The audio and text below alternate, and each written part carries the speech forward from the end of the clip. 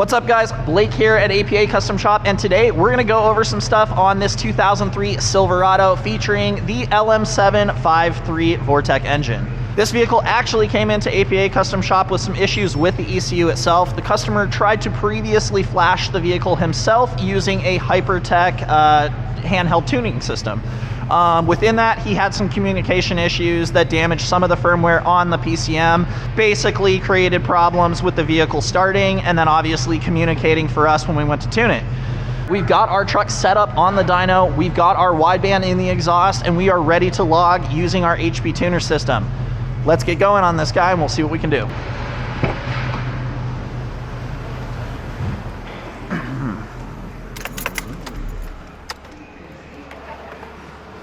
All right, so for anybody that doesn't know or even does know, these older Silverados feature a P59 Delphi ECM. They're extremely easy to brick or corrupt when reading and writing. That's basically how this customer got himself into trouble using a Hypertech tool, tuning himself, whether there's an issue with ignition, battery voltage, whatever.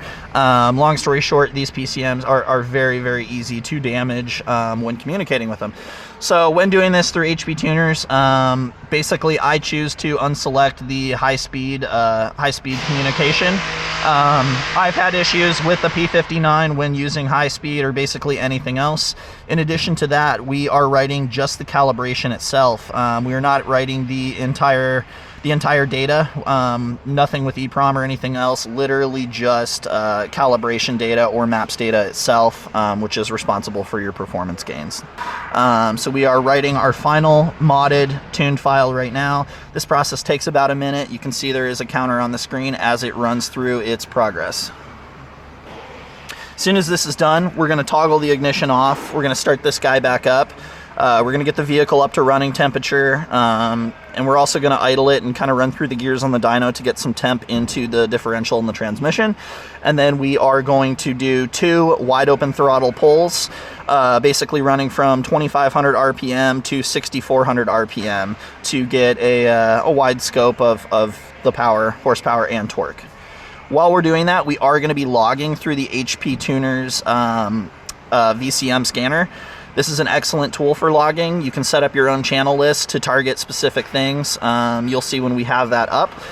Within that too, we are running a Innovate LC2 wideband in the exhaust system for our own standalone AFR to basically ensure that the vehicle's air-fuel ratios are happy and within target. We have this set up through the HP Tuners MPVI3 running the ProLink adapter. So works very good, super smooth. All right, writing has completed. We're gonna close this guy out. We're gonna toggle the ignition on and off. Now we can actually start this thing up and let it continue to warm up.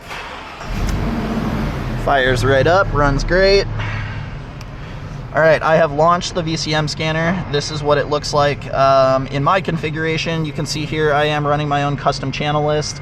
We've got a lot of values in here to monitor. Obviously the main things, oil pressure, manifold vacuum, accelerator position, things like that. Within that, I've got misfire count on each cylinder, which is obviously great for many reasons. And then of course we've got our LC2 wideband right here set up, along with many other things. So we'll get the logging started now. All right, we've got live data. So within this, like I mentioned, you can view live data for oil pressure and everything else that you have selected through your channel list. We've got AFRs. We're sitting at high 14s at idle. Pretty solid. We've got short-term and long-term fuel trims. That's awesome for ensuring there's no vacuum leaks or anything like that through your intake system. Obviously your timing advance, your knock retard, and all the goods. All right, let's get our dyno fan turned on and get this guy ready for some wide open throttle pulls. Starting here, we are at our dyno station. We're gonna launch the DynoJet software. And this is the latest DynoJet 223.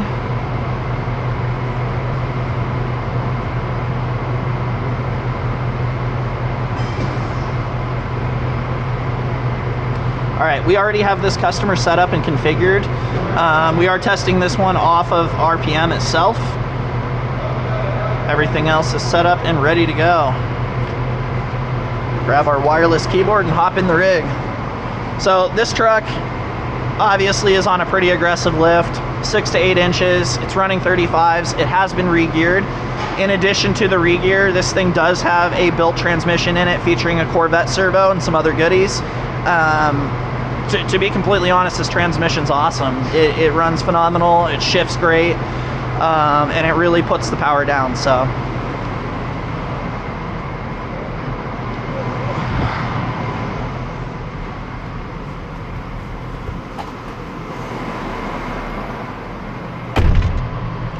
All right, for testing this truck in the 4-speed, we are going to be running it in 2nd gear.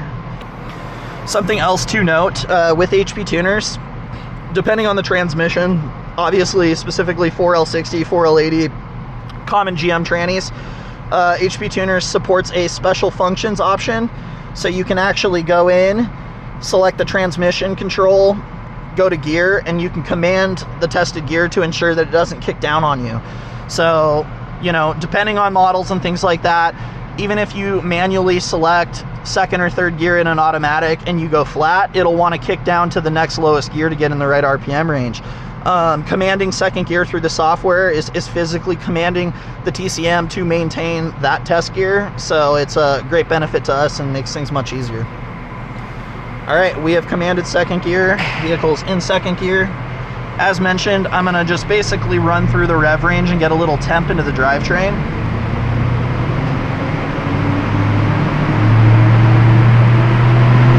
On the gauge cluster, this truck does have a trans temp over to the far left.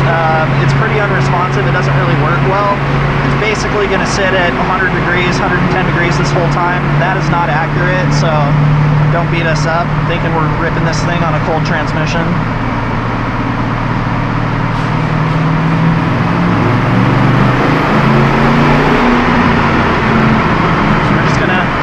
Through the rev range, get some temperature into everything.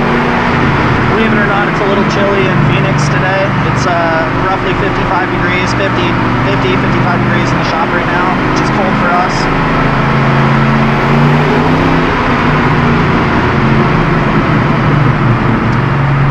All right, temps are looking good.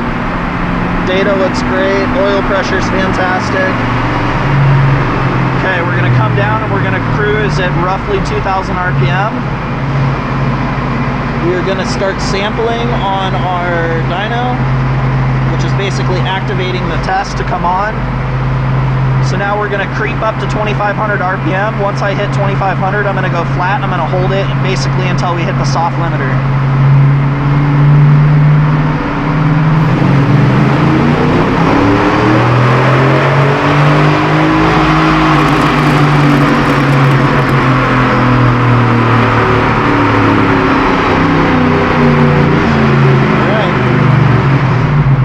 Brake is on.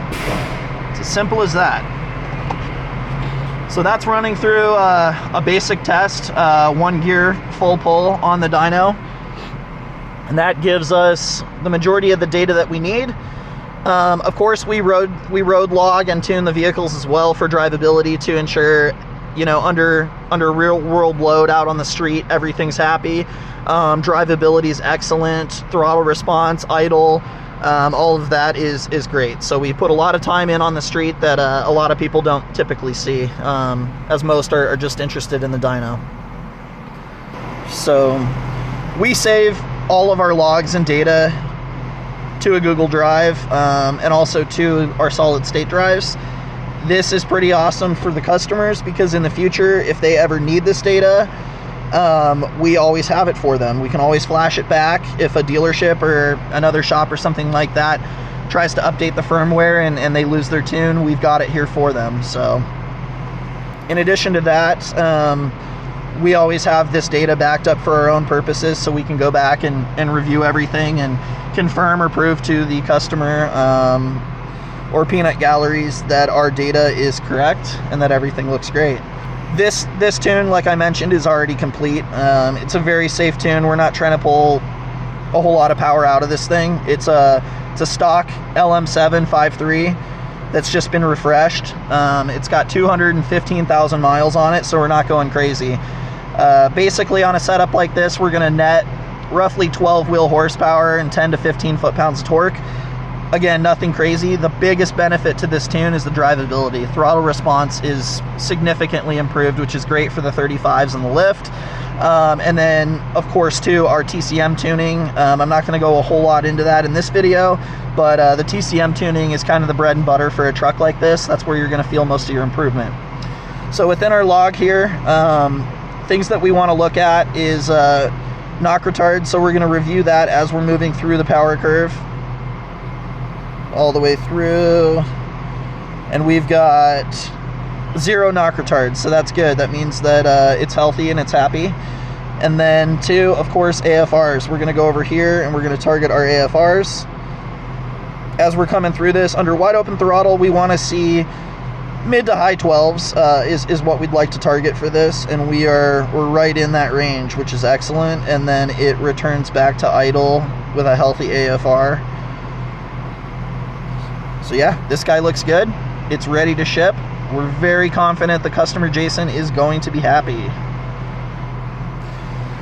So that basically wraps up the fundamentals on logging and what we do in regard to this side of our testing. Now we're going to hop out of the truck, we're going to get this thing unstrapped, and we're going to move on to some road testing.